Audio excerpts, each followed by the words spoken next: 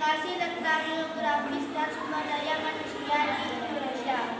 Perkenalkan, nama saya Putri Anissa, saya sebagai moderator. Perkenalkan, nama saya Putri Olivia, saya sebagai notulen. Perkenalkan, nama saya Paramelia, saya sebagai pemateri. Baik, saya akan mempersilakan kepada pemateri.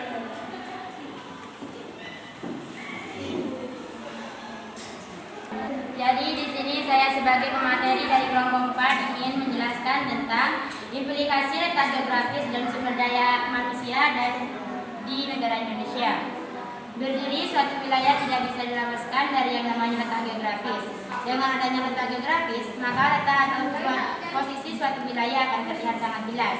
Jika sudah terlihat jelas, akan ada banyak orang yang mengetahui wilayah tersebut.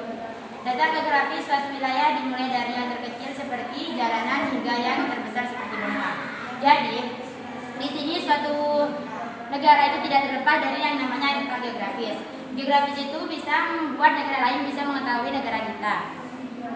Oleh karena itu, letak geografis juga digunakan sebagai suatu cara untuk mengetahui dan mengenal suatu negara, termasuk Negara Kesatuan Republik Indonesia atau NKRI. Jika dilihat dari letak geografisnya, Indonesia diapit oleh dua benua, yaitu benua Australia dan benua Asia. Selain diapit dua benua, Indonesia juga berada di antara Samudra Hindia dan Samudra Pasifik. Jadi negara kita ini memiliki diapit oleh dua benua, yaitu benua Australia dan benua Asia. Dan selain benua, Indonesia juga berada di antara samudra, yaitu Samudra Pasifik dan Samudra Hindia.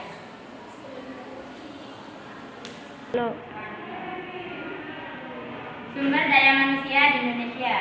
Periode pertama masa jabatan Presiden Joko Widodo diwarnai dengan pusatnya pembangunan infrastruktur di berbagai wilayah Indonesia. Presiden menginginkan agar rakyat Indonesia yang berada di pinggiran dan kawasan perbatasan di pulau-pulau terdepan dan di kawasan terisolasi merasakan kehadiran negara dan buah pembangunan. Untuk merealisasi cita-cita itu, lokasi anggaran untuk membangun infrastruktur terus diatur. Baik, di sini bentuk SDM di Indonesia itu ada berbagai macam. Yang pertama, investasi dan kualitas sumber daya manusia di Indonesia. Salah satu faktor yang menentukan keberhasilan pembangunan dalam bidang ekonomi adalah SDM. Rendahnya kualitas SDM dapat berdampak pada rendahnya tingkat produktivitas dan tingkat partisipasi dalam dunia kerja dan dalam proses reproduksi. Jadi, di sini itu SDM mempunyai peran penting untuk meningkatnya produktivitas dan tingkat partisipasi dalam dunia kerja. Semakin banyaknya masyarakat yang terlibat dalam dunia kerja, maka akan menyebabkan barang dan jasa yang diproduksi dalam masyarakat bertambah. Hal itu mengakibatkan tingkat pendapatan masyarakat ikut meningkat dan total produksi perekonomian meningkat. Artinya pertumbuhan ekonomi tercipta. Jadi di sini itu masyarakat presiden menginginkan seluruh masyarakatnya terjun di dunia pekerjaan agar negara kita itu memiliki sesuatu yang diproduksi itu menjadi lebih banyak.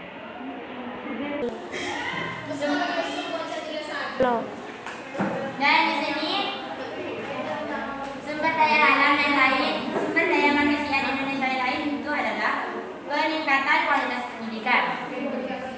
Tinggi rendahnya kualitas SDM antara lain ditandai dengan adanya unsur kreativitas dan produktivitas yang direalisasi dengan hasil kerja atau kinerja yang baik secara perseorangan atau kelompok.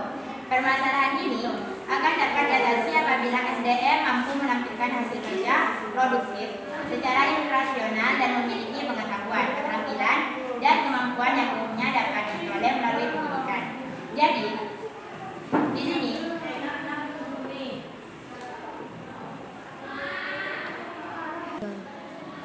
belajar dari Jepang.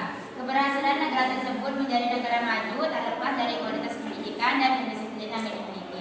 Jadi, kita sebagai masyarakat Indonesia harus meniru masyarakat Jepang, yaitu meningkatkan kualitas pendidikan dan kedisiplinan yang dimiliki. Yang Yang selanjutnya adalah sumber daya manusia dalam konteks pembangunan nasional. Dalam konteks pembangunan nasional, pembangunan manusia yang sepenuhnya mampu, kemampuan profesional dan kematangan kepribadian saling memperkuat satu sama lain.